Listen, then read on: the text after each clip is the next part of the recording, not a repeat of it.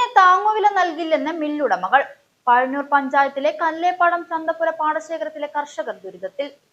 സപ്ലൈകോ വഴി നെല്ല് സംഭരിക്കുന്ന മില്ലുടമകൾ കർഷകർക്ക് സർക്കാർ ഉറപ്പു നൽകിയ താങ്ങുവില നൽകുന്നില്ലെന്ന് ആരോപണം. 150 ഏക്കറിലധികം പാടത്ത് കൃഷിയിറക്കിയ പഴഞ്ഞൂർ പഞ്ചായത്തിലെ കല്ലേപ്പാടം ചന്തപ്പുര പാടശേഖരത്തിലെ കർഷകർ ദുരിതത്തിൽ. ഈ പാടശേഖരത്തിൽ കൊയ്ത്തു കഴിഞ്ഞിട്ട് 10 ദിവസത്തിലേറെയായി.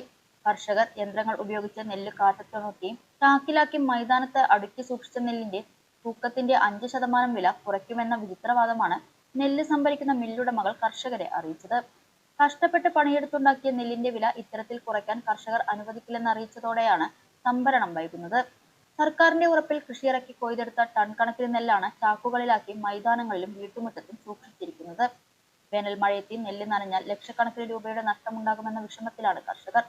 സർക്കാർ സംവിധാനങ്ങൾ അടിയന്തരമായി ഈ വിഷയത്തിൽ ഇടപെട്ട് കർഷകർക്ക് കൃത്യമായ വില ലഭ്യമാക്കാൻ ആവശ്യമായ നടപടികൾ സ്വീകരിക്കണമെന്ന് പാടശേഖര സമിതി സെക്രട്ടറി PVK ബാലകൃഷ്ണൻ നായർ, സുഭാഷ് മോഹനൻ, ഉണ്ണി മുകുന്ദൻ, വിനു, രതീഷ് തുടങ്ങിയ പാടശേഖരത്തിലെ കർഷകർ ആവശ്യപ്പെട്ടു.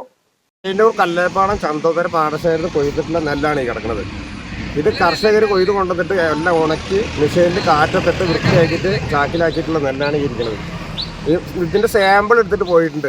ഇതിൻ്റെ ഏജൻറ്റ് വന്നിട്ട് സപ്ലൈകോ അയക്കാനാണെന്ന് പറഞ്ഞിട്ട് സാമ്പിൾ എടുത്തിട്ട് പോയി. ഈ സാമ്പിൾ എടുത്തിട്ട് പോയതിന് ശേഷം വന്നിട്ട് പറയുന്നതാണ് 5% നെല്ല് ഇവിടെ കുറയ്ക്കുന്നതാണ് പറയുന്നത്. 5% കുറയ്ക്കേണ്ട ആവശ്യം ഇവിടെ ഇല്ല. ഈ നെല്ലിന് എന്താണ് 5%? മകരമാസത്തിൻ്റെ കൊയ്ത്തിൽ 1% പോലും കുറയ്ക്കാറില്ല ഇവിടെ.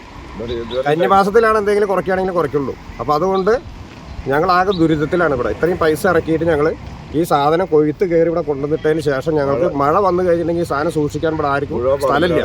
കംപ്ലീറ്റ് ഇവിടെ ഈ ഗ്രൗണ്ടിലാണ് നെല്ല് കിടക്കുന്നത്.